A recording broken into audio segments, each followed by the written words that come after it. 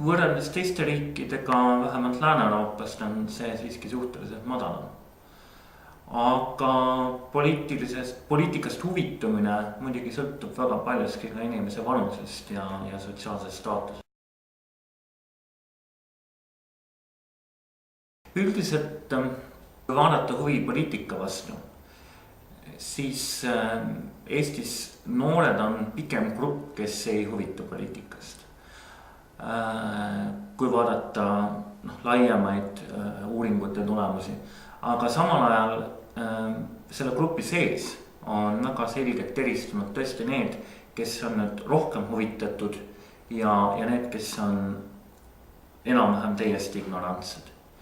Nii et see noorte seltskond on ka väga kiistunud, et on üks grupp, kes on tõesti väga aktiivselt huvitatud ja jälgib, mis toimub, ja on teine grupp, kes on täiesti kõrval ja keda absoluutselt poliitika ei huvita.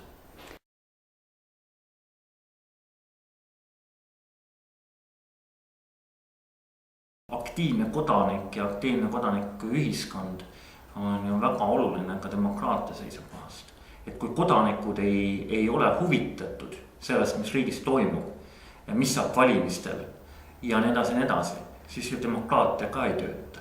Ja siin kodanikuühenduste roll ongi tegelikult panna inimesi rohkem huvituma sellest, mis nende ümber toimub, kaasa arvatud noori.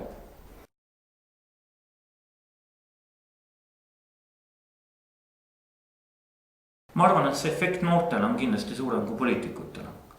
Et noortele kahtlemata, sellepärast et ega ju eriti tõesti valimistest ju meil väga palju nüüd noortele ei räägita ja seda ka kuidagi väga ei tähtsustata, et noor peaks valima minema ja sellel häälel on mingisugune kaal.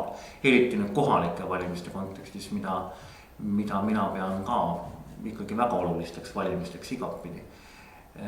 Et seda on vähe, nii et selles mõttes see projekt kahtlemata noorte teadlikkusele aitab kõvasti kaasa, vähemalt need, kes seal osalevad.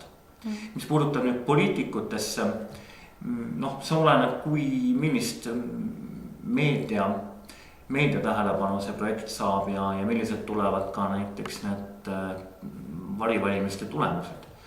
Aga üldiselt Eestis, kuna poliitikud teavad, et noored ei ole eriti aktiivsed valimas käijad, siis ega spetsiaalselt noortele mõeldud poliitikatele ja isegi üliõpilaspoliitikale näiteks väga suurt tähelepanu ei pöörata.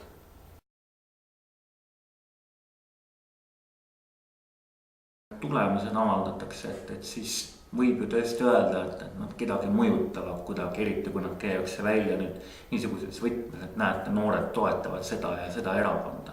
Et siis võib küll see probleem tekkida.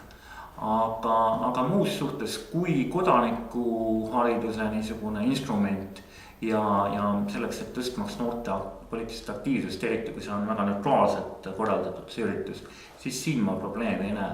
Aga jah, ainuke probleem, mida ma näen, on võib-olla tõesti siis, kui need tulemusi kuidagi hakatakse üle afišeerima ja see protsess ja selle asja eesmärk jääb kuidagi kõrvale. Eesti kontekstis ega need tulemused, võib-olla mõnda erakonda veidikene ärritab, aga ausalt öeldes see siin neil valimiste eel on tunduvalt rohkem niisuguseid asju, mille nad tegelikult tähelepanu pööravad. Aga ma näen lihtsalt selle projekti väärtust just selle protsessi seisukohast, noorte aktiveerimise seisukohast.